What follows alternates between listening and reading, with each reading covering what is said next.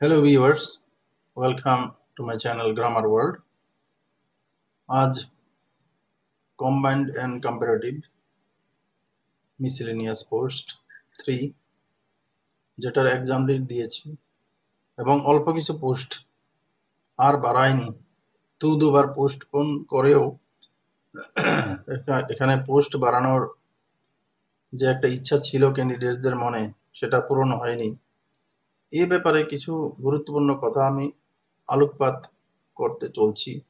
এখনো যে সময় আছে ডিসেম্বর যে পরীক্ষার আগে আদৌ কি পোস্ট বাড়তে পারে, আর এটা যদি না বাড়া হয় তাহলে যে ক্যাবিনেট মিটিং বা মন্ত্রিসভার যে বৈঠক সেই বৈঠকের সিদ্ধান্তে পরিপ্রেক্ষিতে যে একটা পরিস্থিতি তৈরি হয়েছে সেটা কেমন একটা হেটারোলগাস বা বিপরীত ধর্মী হয়ে যাবে না তো? আর এই যে ব্যাপারটা, এটাকে কোন চোখে কে দেখবে আর কিভাবে এটার একটা সমস্যার সমাধান করা যেতে পারে এই ব্যাপারে থাকছে বিশদ আলোচনা। আর এটা দেখার আগে, এটা আমার কথা নয়, আমি মন্ত্রিসভার একটা সিদ্ধান্ত তোমাদের দেখাবো। সেটা নেওয়া হয়েছিল 2021-এ। আর কি বলেছিল সেই মন্ত্রিসভার বৈঠকে এটাই এখন দেখো, তারপর এটা নিয়ে আমি কিছু কথা বলবো। পঞ্চায়েত এক্সিকিউটিভ অফিসার আমরা 21শে ডিসেম্বর 2021 ক্যাবিনেট পোস্ট ক্রিয়েটেড সেখানে অনুমোদন দিয়েছিল। ক্যাবিনেট মিটিংয়ে আমরা আপনাদেরকে বলেছিলাম যে প্রায় 1178 খানা পঞ্চায়েত এক্সিকিউটিভ অফিসারের পোস্ট আমরা ক্রিয়েট করেছি এবং খুব শীঘ্রই সেগুলো আমরা রিক্রুটমেন্ট শুরু করব।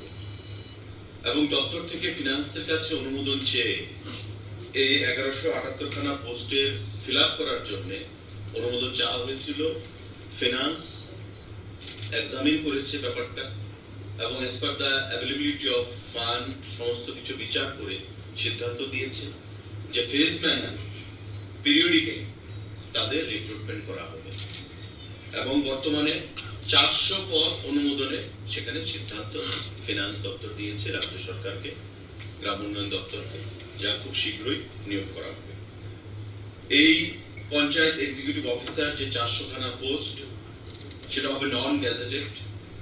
তার যে পে স্ট্রাকচার হবে 5,700 থেকে 24,000 টাকার মধ্যে উইথ গ্রেড পে। 2021-এর মন্ত্রিসভার বৈঠকের যে গুরুত্বপূর্ণ সিদ্ধান্ত সেটা হলো পঞ্চায়েত এক্সিকিউটিভ অফিসার এর 1178 পোস্ট ক্রিয়েট করা। এবং মন্ত্রীর কথা অনুসারে একটু আগে আমরা দেখলাম 400 পোস্ট এর অনুমোদন দিয়েছিল ফিনান্স ডিপার্টমেন্ট, এবং ফিনান্স ডিপার্টমেন্ট থেকে এই আশ্বাসও পাওয়া গিয়েছিল যে এটা ধাপে ধাপে, দ্যাট ইজ পিরিয়ডিক্যালি, এগুলি রিক্রুটেড করা হবে। এখন দেখো 2021 এর ক্যাবিনেট ডিসিশন, তারপরে ফিনান্সের অ্যাপ্রুভাল। আচ্ছা, ধরে নাও 2021-22 financial year and it was considered as the base year, and after that, is that limited to only 400 posts? Doesn't it create or arrest wonder in our mind?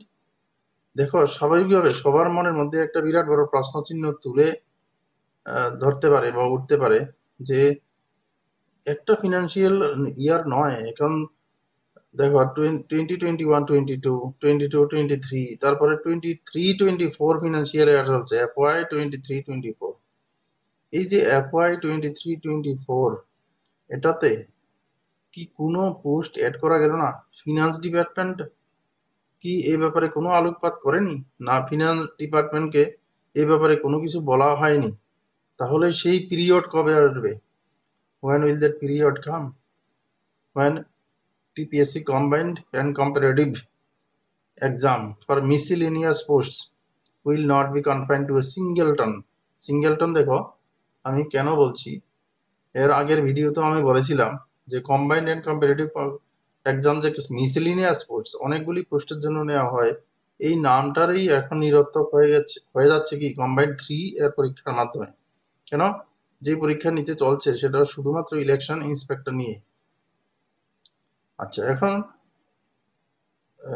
মন্ত্রিসভা কি এটা অবগত নয়? আর যে মন্ত্রী এই কথাগুলি বলেছেন ওনার কানে কি এখনো এটা গিয়ে পৌঁছায়নি যে ফিনান্স ডিপার্টমেন্ট কি আদৌ অনুমোদন করেছিল, না এখনো ফিনান্স ডিপার্টমেন্টের কাছে কোনো রিকোয়েস্ট পাঠায়নি? টিপিসি তো এখন গা ঝেড়ে নিচ্ছে যে এখন আমরা এখনো রিকোয়েজিশন পাইনি, that's why we are unable to do anything in this respect and we have no other alternative but to get the exam conducted.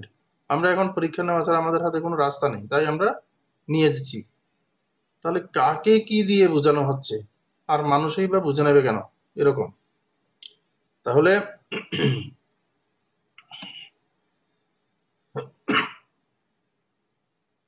এই যে ব্যাপারটা আর কি, 2 মে 2022 অ্যাডেন্ডাম দিয়ে কম্বাইন্ড 1-এ পঞ্চায়েত এক্সিকিউটিভ অফিসার এর 400 পোস্ট অ্যাড করা হয়েছিল। আমি আবারও বলছি তারিখটা 2 মে 2022। এটাতে অ্যাডেন্ডাম দিয়ে টিপিএসসি যোগ করেছিল। তাহলে এটা 2021-22 ফিনান্সিয়াল ইয়ার এটার ঘটনা। তাহলে দুটো ফিনান্সিয়াল ইয়ার, একটা হলো 22-23 আর একটা হলো 23-24।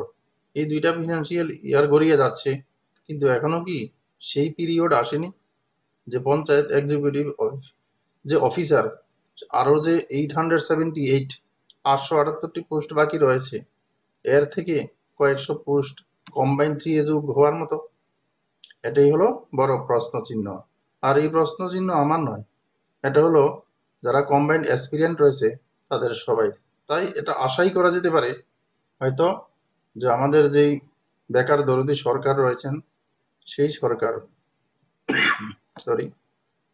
এই সরকার এখন নিদেন পক্ষে কমপক্ষে এই পঞ্চায়েত এক্সিকিউটিভ অফিসারের 878 পোস্ট থেকে কয়েকশো পোস্ট কম্বাইন দিয়ে যোগ করবে এবং আবার পোর্টাল খুলে নতুন যারা বেকার, যারা অ্যাপ্লাই করতে পারেনি ওদেরকেও ইনভাইট করবে, তাতে বেকার সমাজের জ্বালাটা কিছুটা কমবে। আরো একটা যে প্রশ্ন চিহ্ন আমাদের থেকে যাচ্ছে, এই পর্যন্ত যতগুলি রিক্রুটমেন্ট হয়েছে এগুলি যে অ্যাডভার্টাইজমেন্ট আর কি বড় ধরনের, যেমন জেআরবিটি, কম্বাইন্ড 1, এগুলো আমাদের যে আগের যে মাননীয় মুখ্যমন্ত্রী ছিলেন উনার সময়ের যে অ্যাডভার্টাইজমেন্ট সেটা ছিল, কিন্তু বর্তমান যে মুখ্যমন্ত্রী রয়েছেন যে ডক্টর মানিক সাহা, উনার আমলের কোনো বড় সড়ো কোনো অ্যাডভার্টাইজমেন্ট বেকারদের নিয়োগের ক্ষেত্রে কাজে আসেনি। সেটাই কি আমরা বলতে পারি না যে কম্বাইন 3 এই যে অ্যাডভার্টাইজমেন্টটা সেটাও কি 2022 এর, কিন্তু এখানে যে পোস্টের সংখ্যা সেটাকে আমরা কখনো বড় সড়ো পোস্ট বলতে দাবি করতে পারি না। কিন্তু ডক্টর সাহা এই ব্যাপারে চুপ করে বসেন নেই, সেটাই আমার অনুমান। তিনি কি অবশ্যই ত্রিপুরার যে বেকারদের একটা বড় সড়ো উপহার দিতে চলছেন, আর সেটা কিভাবে সেটা জানার জন্য পরবর্তী ভিডিওতে অপেক্ষা করো, তোমরা জানতে পারবে।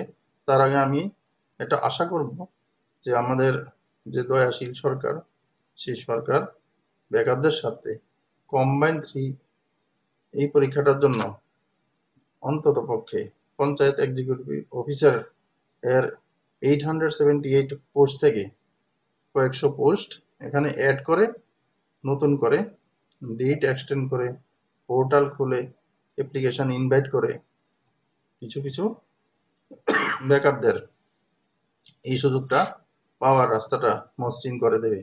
আর সবচেয়ে বড় কথা হলো যারা ওভারএজ হয়ে গেছে এর মধ্যে এটার জন্য অ্যাপ্লাই করে যারা ওভারএজ হয়ে গেছে তাদের জন্য একটা আশার আলো জোগাতে এই অনুরোধ রেখে আমি শেষ করব। Thanks for watching it.